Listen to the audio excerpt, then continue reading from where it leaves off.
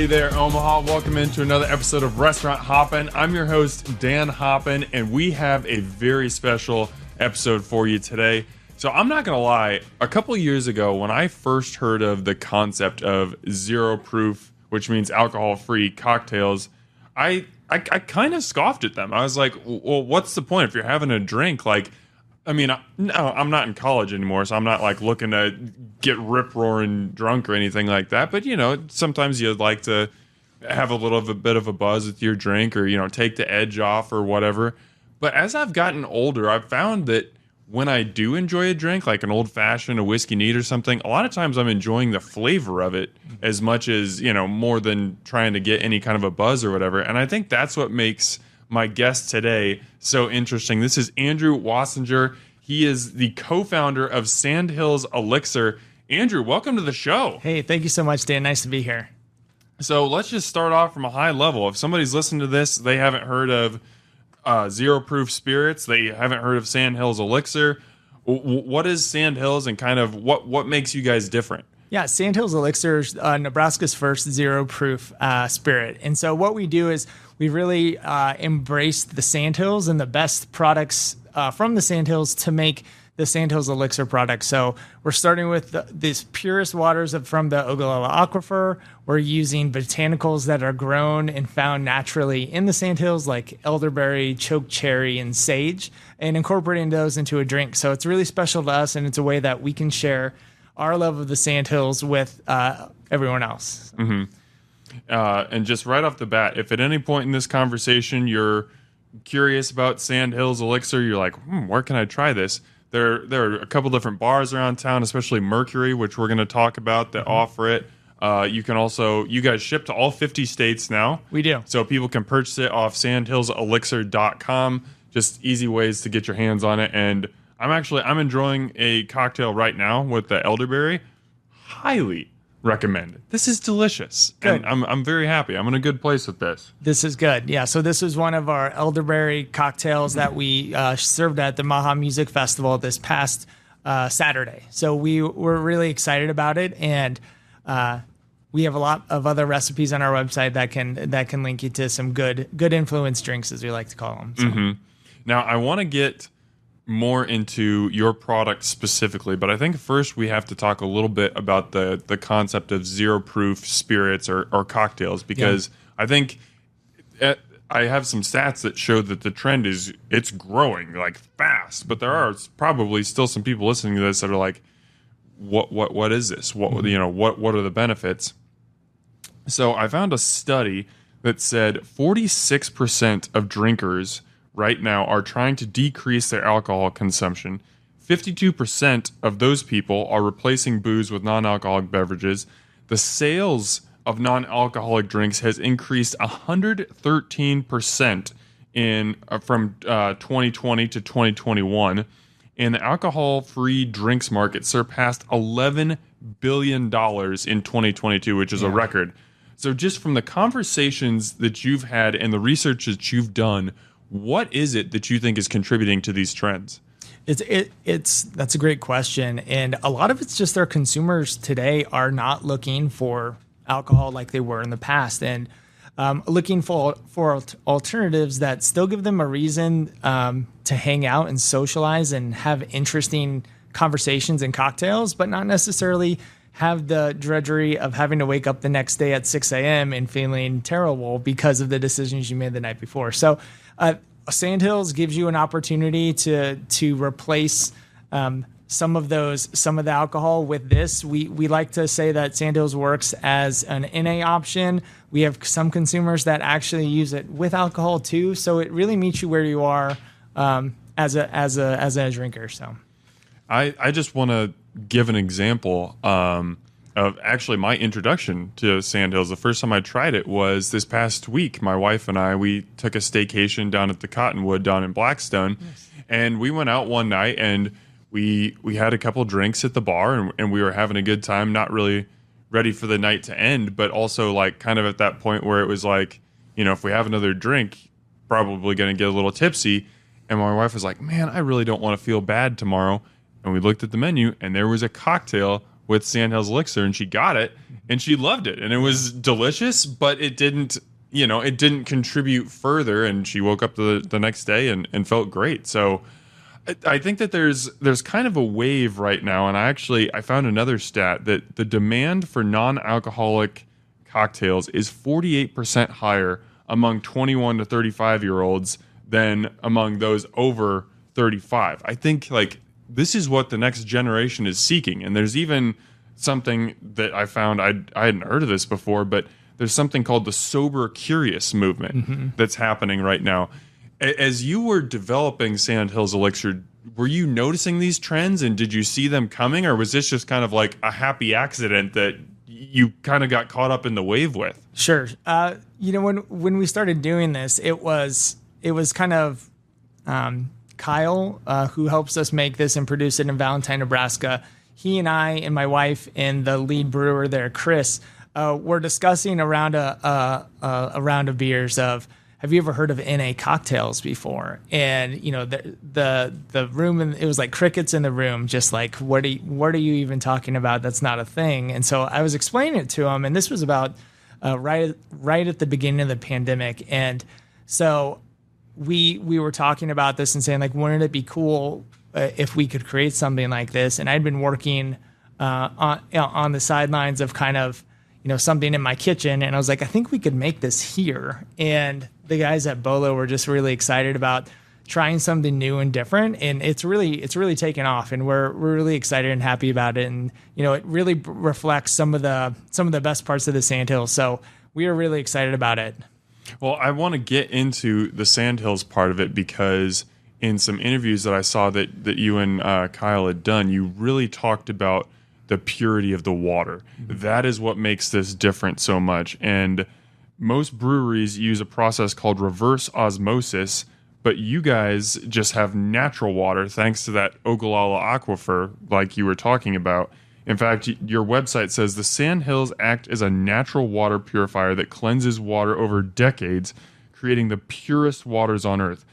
This all sounds very intelligent and super impressive. I'm not very smart, so I have no idea what any of that means. Like, right. Explain how the purifier creates this super clear water that you use as the base for your product. Yeah, Western Nebraska is super lucky in the fact that they get to turn on their water and they have it straight from the Ogallala Aquifer. So it goes through. So I don't know if you've been to the Sandhills, but it's a completely different geography than what we have here in Omaha and a lot of the rest of Nebraska. And so you have these rolling hills made completely of sand. So the water is obviously piped up through there.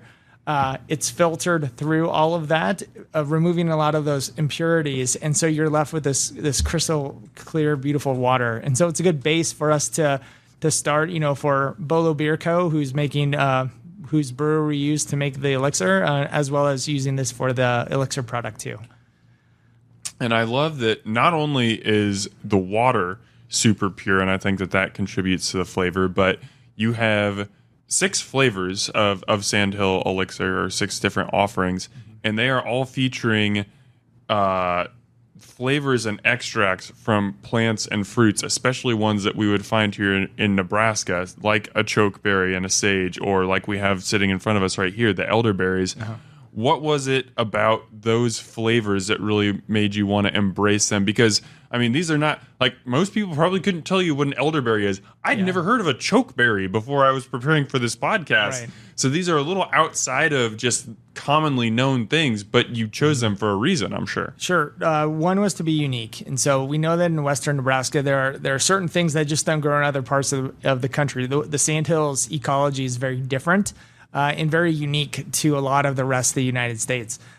So we wanted to take advantage of that. And if you talk to a lot of folks about choke cherries and growing up, they refer back to their memories of making jam with their grandma in their kitchen. And they have this thought that they get to that they really just, they want to relive that. And so when they see the choke cherry and the choke cherry flavor that we're using, that's in the elixir, they get excited, and it brings back these memories of them in the Sandhills with their family. And so it kind of elevates it in a different way too. So we're Same with elderberry and sage. I mean, sage grows wild out there. And so you can literally walk out your front door, and see sage, go pick it, and then use it. So I think just bringing some of those ingredients to life and showing people what the Sandhills has to offer has been really, really cool. Now, you mentioned that you guys have several recipes on your website that can help people, find the cocktail for them. Mm-hmm. Do you have a personal favorite? I do. I just was photographing it the other night because this was one of the first recipes we came up with, but it's called the Honey Bear, and it's this great cocktail that uses just four ingredients: elixir, honey, lime juice, and sparkling water. And so it's just this great, nice sweet cocktail, and it uses, I believe, sage as the elixir in it. And it's a great place to start. It's easy. A lot of times people are like, well, how do I use this product? It's such a unique offering. And so we offer a lot of ways to use it.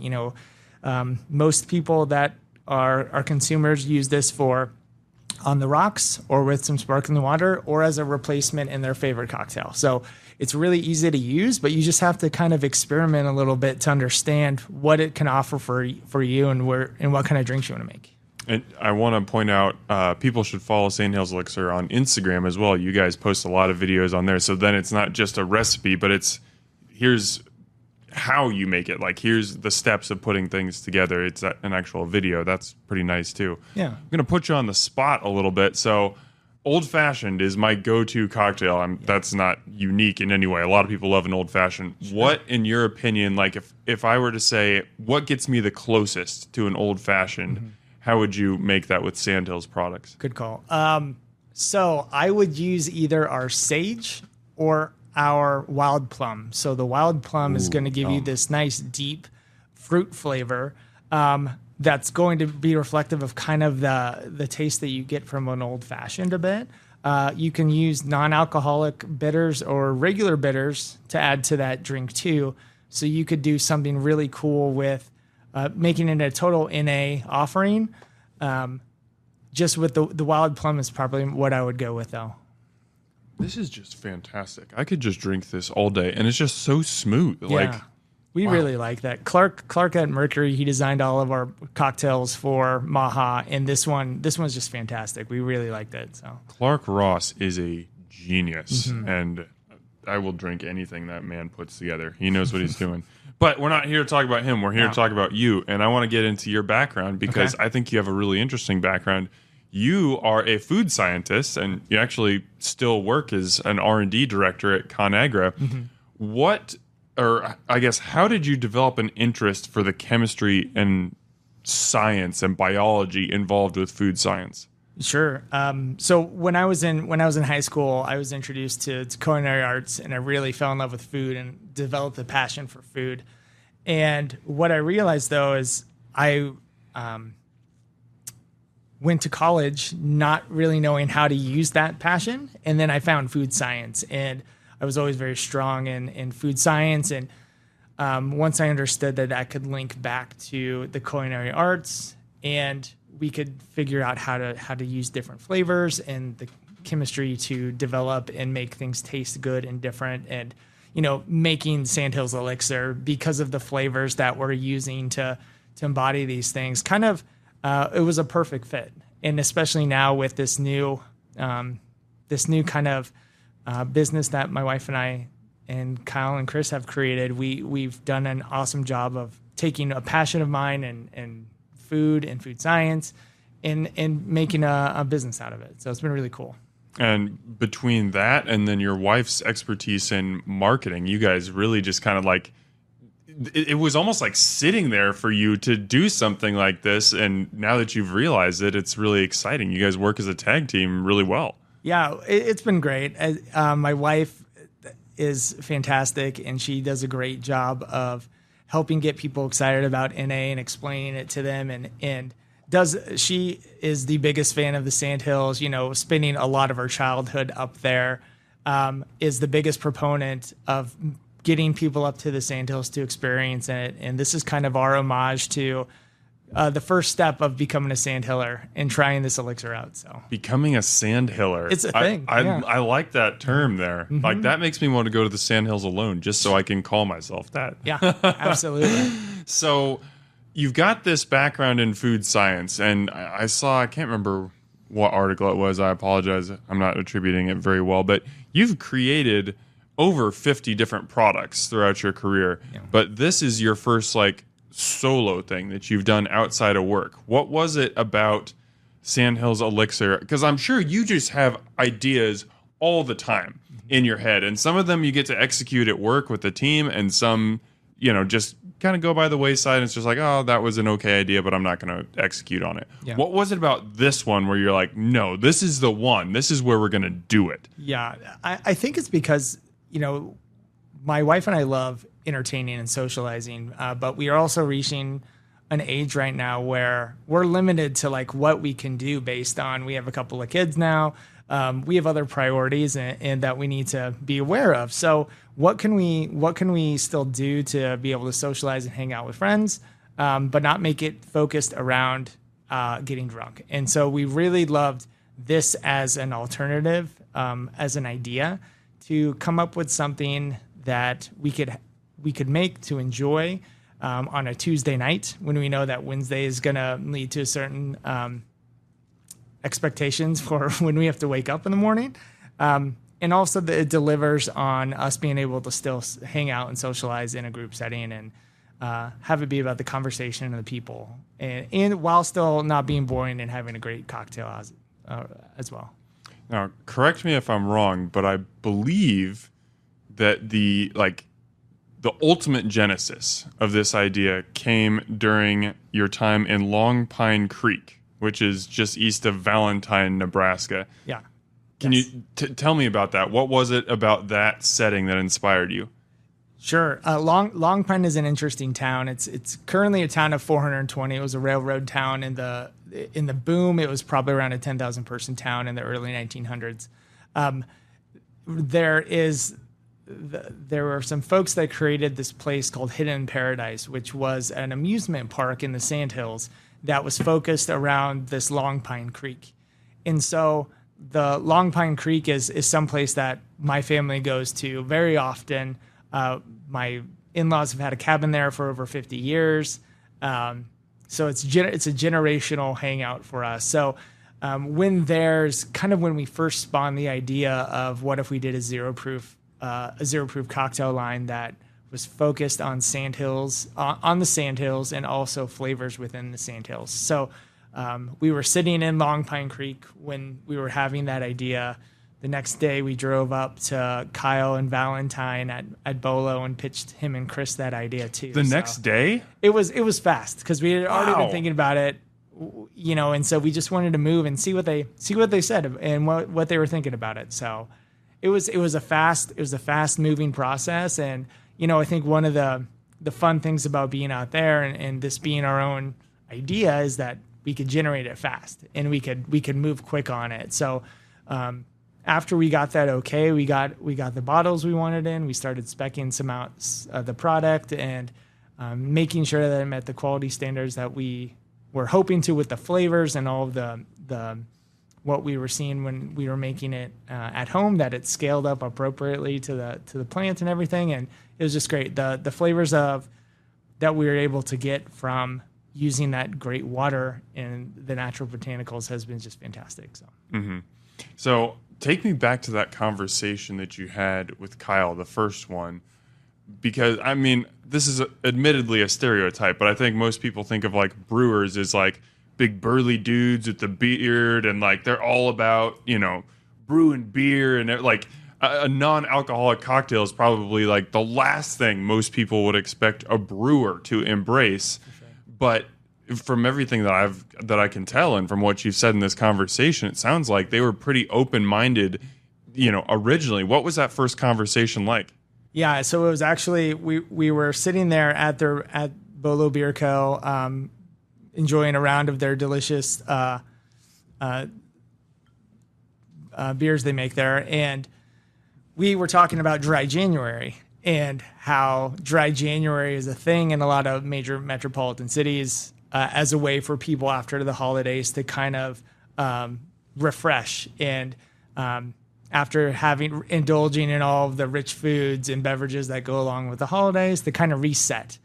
And we were talking about it as if that was a norm for everyone. And Kyle and Chris look at us and say, we don't have that here. And so it's just a really funny realization of like, oh, okay, so let's explain this and how Sandhills Elixir can be a part of that movement and what Dry January means to the sober curious crowd that you mentioned before. And just as a way to refresh or a way to reset, we were able to convince them of, there's this huge movement right now that people are more interested in not in drinking and not getting drunk from it than drinking and like the highest APV things that you have. So, there was it probably was a 10-minute huddle from them to say, okay, we want to do this. But once they started making it and seeing the impact that we've been able to have with our consumers on just in the feedback, they got excited about it. So it's been good ever since that initial conversation and convincing them that NA cocktails were a thing. So it was good. So what is the first step once you decide, yes, we're going to do this? I mean, there are so many different components to. We've got to make a line of products. We've got to come up with a name. We've got to get the branding down. We got to create social media accounts. I mean, I'm listing off just a couple things. There's so many things that you have to do to create a product and create a brand. Where do you even start? The first thing we did was just first wanting to figure out what had to be present in the product for it to be successful in our eyes. So the Sandhills Elixir is made to replicate what the alcohol experience is. So with that, you need to have flavor. You need to have some alcohol backbone to it, so it's rounded out. And then it has to have that burn. Alcohol has a burn to it. And so if you're trying to replace alcohol with something that doesn't have a burn, it's not going to work. So how do we incorporate those different parts of a cocktail or of a spirit into our beverage? So we started there. Each of our products has those signature flavors. The one that's listed on the front of pack or the front of the label that says what the flavor is, but then those other attributes of a drink that you'd be looking for in making a cocktail. So we started there. We then figured out what flavors we wanted to target based on what was in the Sandhills, and also some of our flavors are takes on what we just think tastes delicious too. So we have one set that is definitely a Sandhills based flavor product line, and then the others we are talking about Dry January and some of the a ginger lemon and a cranberry and some of those alternative antioxidant present. So using ginger lemon for anti-inflammatory characteristics and things like that. So that's how those flavors got into the lineup as well. So we have made some really fun flavors and then some things that didn't work out so well. So we are really we really like what we've done with the 6 offerings that we have today. Coming into this, like starting it and saying, hey, we want to do NA spirits that, can be made into cocktails. Did you know already, like the stats that I listed at the top of the show, were those, maybe not those stats specifically, but did you know that this was kind of a movement, or was it more so just, hey, like we're super excited about this idea. This sounds great to us. Oh shoot, we better do some market research and make sure that other people want this too. Did you have knowledge coming in that this was something that was happening? We've seen a trend in other types of foods that, for example, plant-based protein. If we can make meat that's not meat, why can't I make alcohol that's not alcohol?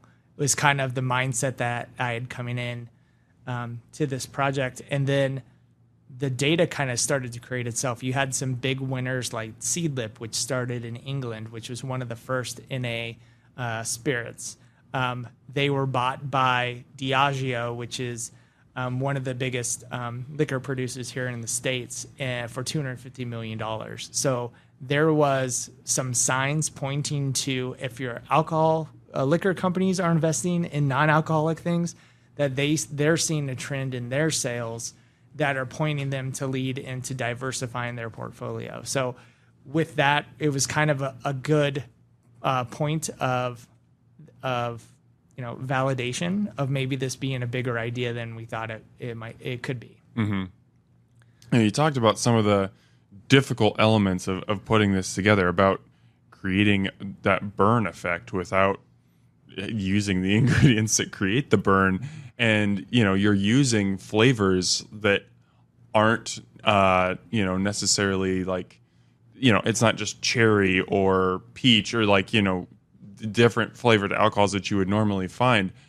I'm going to use the word fun here. You could probably insert frustrating in there at the same time. But as a food scientist, how fun was that for you to just have this, this is a really unique challenge to create this product from flavor, from the burn effect, from multiple different angles. I mean, was that just like an open sandbox for you? What was that like? Super fun. And also to take something that I'm passionate about and, have that be the product line that I'm working on was really fulfilling. And it's this big puzzle, right? You're just putting together these different flavors and knowing what flavor attributes you want to hit in the product and what needs to be there for it to be successful. So making sure that you're hitting on all these different levers to make the product mesh is kind of what success looks like. And the Sandhills, with the baseline of the water that we're using from the natural botanicals, from what's found in the Sandhills, really were a great starting point. And knowing that we wanted to incorporate those was really drove a lot of flavor already to the product. So, how long was the R&D process until you felt like, okay, now we've got something that I feel comfortable serving to the public? Mm-hmm. So it's been an iterative process, and it's taken a little bit longer than we hoped it would. But the first products took about a year to develop, and that was me working, nights and weekends on it. So it wasn't straight through, but it was a long process, and we really dialed in there. I think our first product was made in November of 2020, with the launch of the company actually being in January of 21. So it was we used our time in the beginning of the pandemic wisely, of kind of working through this, and came up with the idea and got everything finalized for that January launch. So pretty exciting about it. What do you remember about that moment of getting it right? Like when you taste it and you were just like, we've been working on this nights and weekends for a year. Mm-hmm. This is it. We've got it. Yeah. It was really that making a cocktail, and not necessarily, we know that we're not trying to replace or be a vodka or a gin or anything like that. It's its own thing. That's why we named it an elixir, because it kind of takes on a life of its own. So we knew that we wanted to build cocktails with it, and if we were able to get all of those flavor attributes that we were hoping for, with the upfront flavor, having that burn on the end, that it was going to be a successful product. And once we tasted it, we started giving it to friends of like, hey, I made this thing, go try it out. We started to get great feedback on it, and that's when we knew we were like, okay, we're ready for round one. Let's put it out to the world and see what happens. So it's been a great response thus far. Now, for most of the guests I have on here, I like to ask them about, how they got the word out about their restaurant. And a lot of times, so much of it is people drove by and saw it. Mm-hmm. That's one of the benefits of restaurants or food trucks, is that people can see something and be like, I wonder what that is. I want to try it. Mm-hmm. It's a little bit different with a product, because especially yours, it's in more bars and stores now, but I imagine initially it was probably more an online thing that had to be purchased. What did you guys do to get the word out about Sandhills Elixir and just create that awareness? Sure. So it started on social media, with Facebook and Instagram are our main sources there.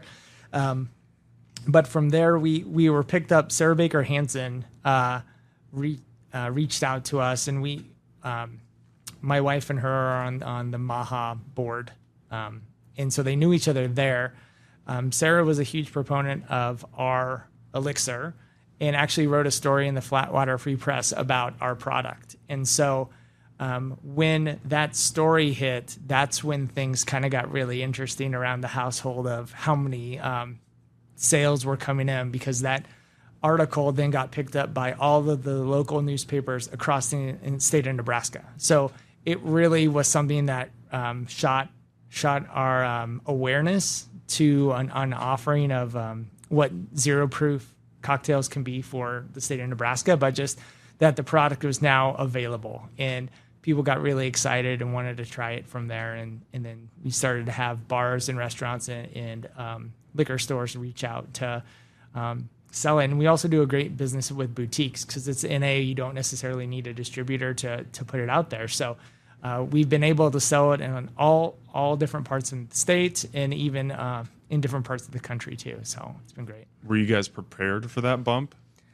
No, we were not. We were actually, so we have our online sales account. It's linked to my phone, so every time we get a sale, you can see like, oh, somebody bought something. But I connected it to my watch, and we were in church, and my watch is just going off of just like sale.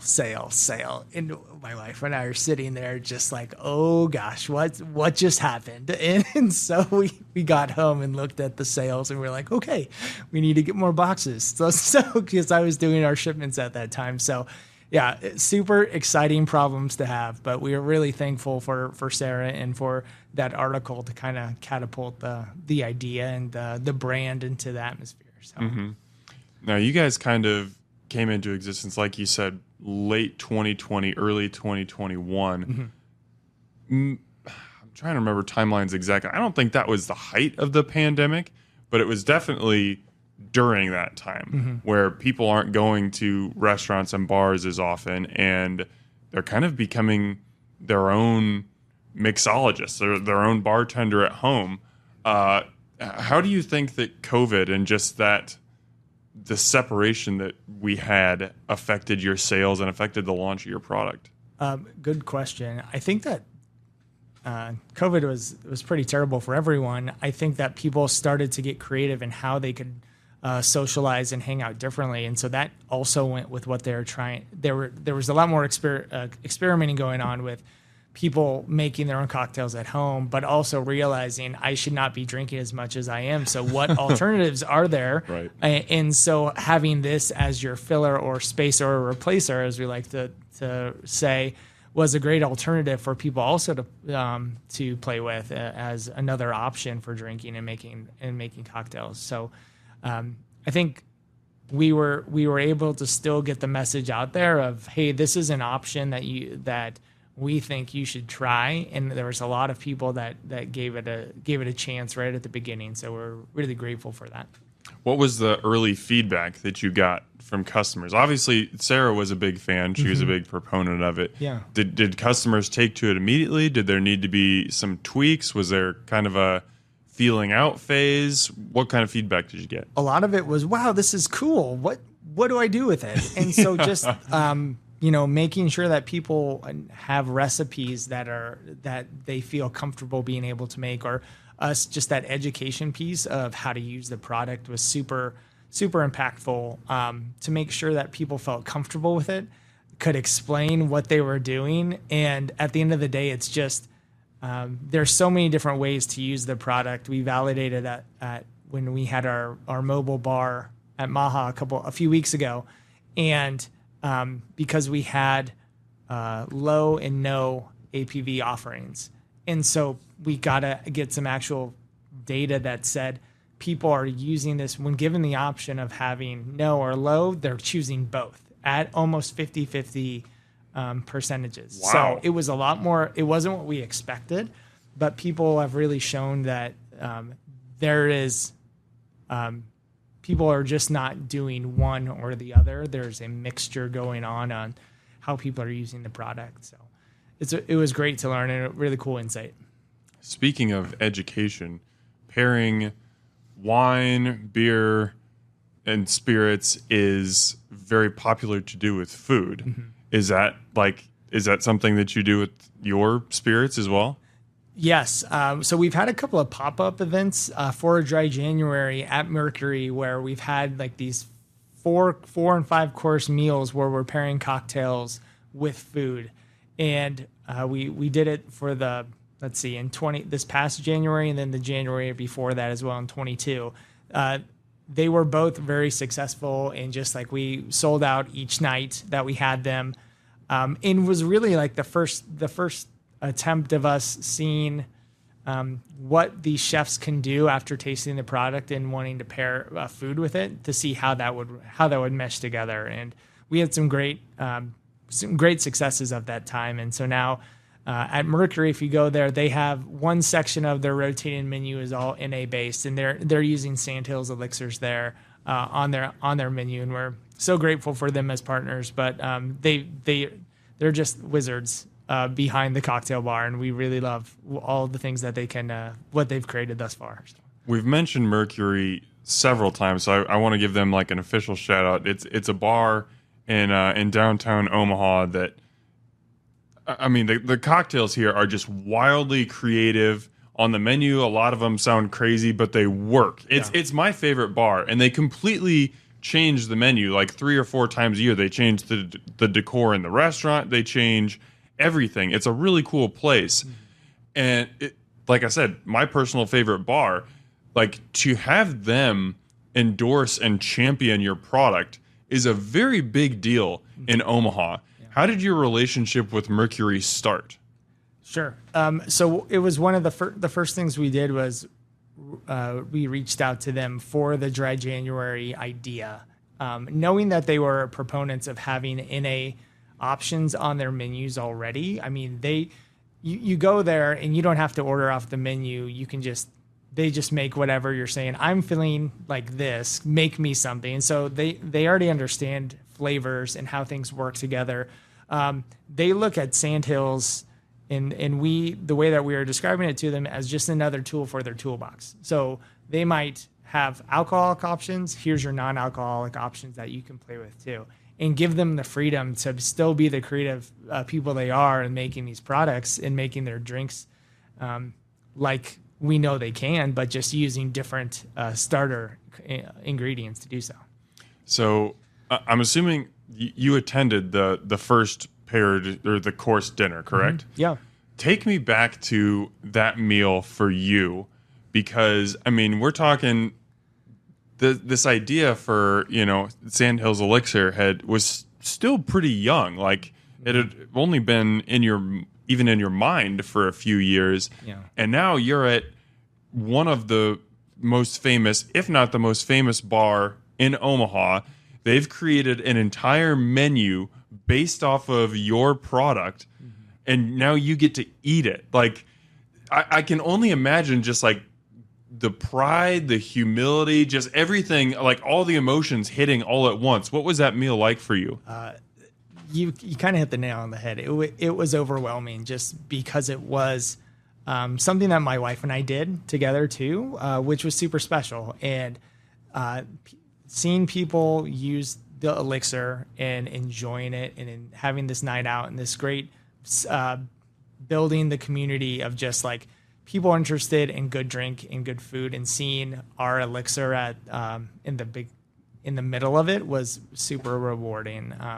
Was a really awesome experience. And I think the first night we hosted two different settings, like a early and late set. And so by the end of that second set, everyone was just so tired from entertaining, but just also just so grateful that so many people came out to try the food and in the pairings menus. So it was a great day for us, a great day for Elixir, and just a really cool experience that was really fulfilling and just kind of gave us this sense of accomplishment that, we're so grateful that people were excited about it too. Mm-hmm. So you've mentioned the Maha Festival a couple times, which is just a huge event here in Omaha. How important are events like that where you, I don't know if captive audience is the right word, because people have options, but people are already there for something else, and they can just see, whoa, what's Sandhills Elixir? Whoa, NA cocktails. What is this? I want to try one of these. How important are big events like that to getting the word out about your product? They're really important. I think the demographic of Maha is perfect for Sandhills Elixir as well, because you have a lot of younger attendees that aren't necessarily looking for, alcoholic options. And so one of the biggest pieces of feedback that Maha received is that they're looking for more drink options that are NA.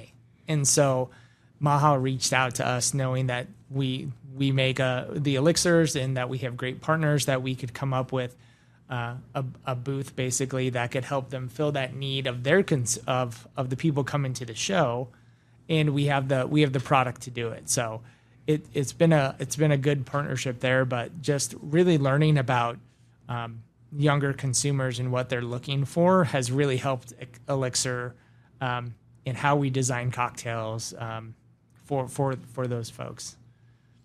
Tell me about that. Like, how is learning about what the consumer is looking for, how has that informed the cocktails that you create? So it's really more about flavor profiles and making sure that, okay, well, we know that we have elderberry, we have choke cherry, we have ginger lemon. So we have this diverse flavors of our cocktails. And so how are we going to use those to create really differentiated cocktails that are still approachable enough where no one's going to get scared away from what ingredients are in there. So knowing that they're more they're willing to experiment in some of the drinks has given our partners that help us make the cocktails, some bigger guardrails to work with to deliver on some really cool flavor ideas. So. Now, everything we've talked about, well, not everything, but a lot of it has happened just in the span of a couple of years. And you mentioned you guys basically launched in January of 2021. Mm-hmm. We're recording this mid-2023. You're about 2.5 years into this thing. You've come a long way in a pretty short amount of time. When you look at the future of Sandhills Elixir, what do you see? Great question. We're really excited about it. We're launching a couple new flavors for this holiday season and for dry January. Oh, really? Really looking to expand what we can do with more flavors from the Sandhills. And we're really excited to announce that we have 2 new flavors coming out that are using a turkey tail and lion's mane mushrooms as some of the ingredients in there. And there's this new way of thinking called adaptogens, which are compounds found in mushrooms that are supposed to give you these different senses of either focus or more energy. And so we have 2 different products, one that is supposed to give you energy and focus, and the other one that's supposed to make you calm and kind of just can ease into your night, if you will. So we're really excited about it. They're very different from our current products. It's been a challenge working with mushrooms a little bit. They're not the psychedelic kind. They're just the regular good, savory, earthy mushrooms. But they've been a challenge for sure. And we're really excited about how the products have turned out. So more to come there, but that's going to be the next big thing for Elixir is imparting even more better for you, attributes into the products. So you just mentioned mushrooms are a challenge. I'm just curious how those even came on your radar. Because, even with like choke cherries, elderflower, like that stuff, it's not necessarily, common ingredients that you might see. Yeah. But when I hear those things, I can wrap my head around what this might taste like a little bit. I've never heard of, whether it's NA or it has alcohol, any kind of spirit with mushroom or has a mushroom base or anything. I mean, I'm very intrigued by it, but I'm just curious, how did mushrooms get on your radar? So there's a big trend right now in mushroom coffee.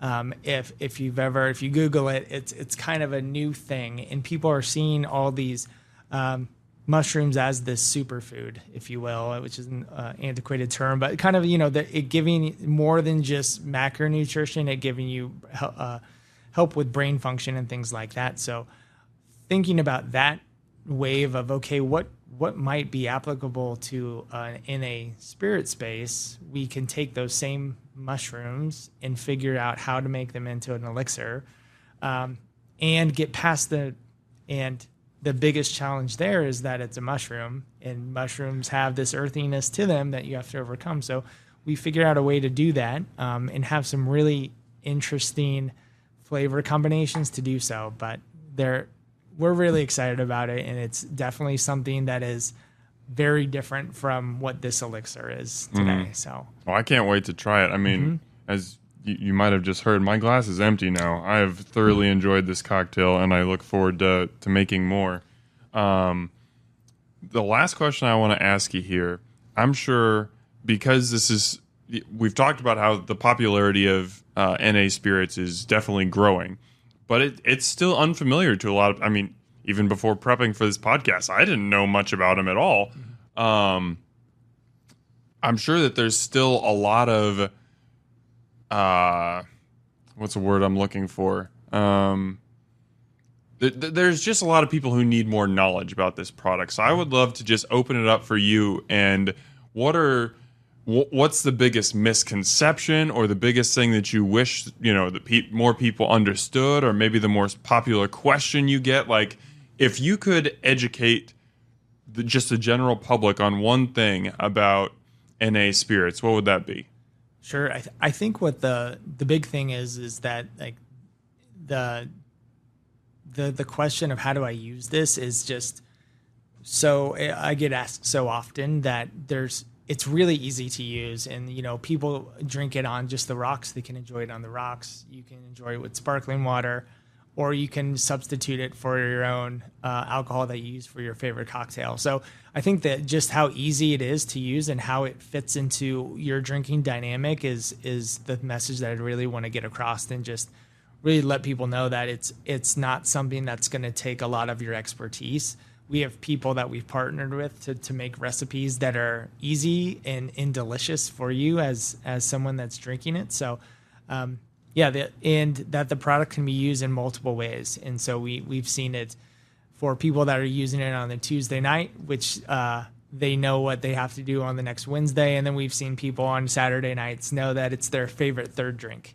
So, different use cases, but I think just overall, just what the elixir can do for you, and just giving you another option to add to your repertoire.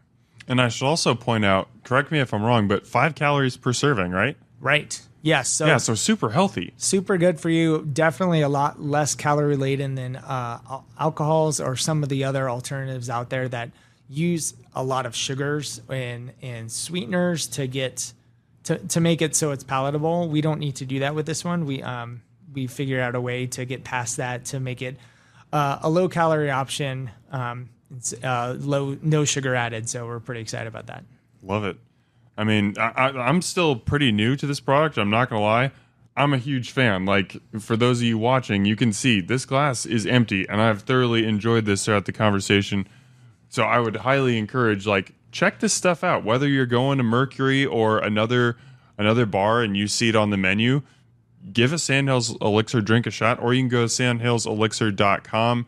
You can order any of the flavors they have. You can keep your eye out for those mushroom ones coming hopefully later this year, maybe early 2024. We won't put your feet to the fire when you're releasing those. But Andrew, thank you so much for taking the time to come on the show and just chat and educate a little bit. This has been just an absolute pleasure. Hey, Dan, thank you so much for having me. It's been great to talk to you about it, so appreciate it. Omaha, as always, thanks for eating with us.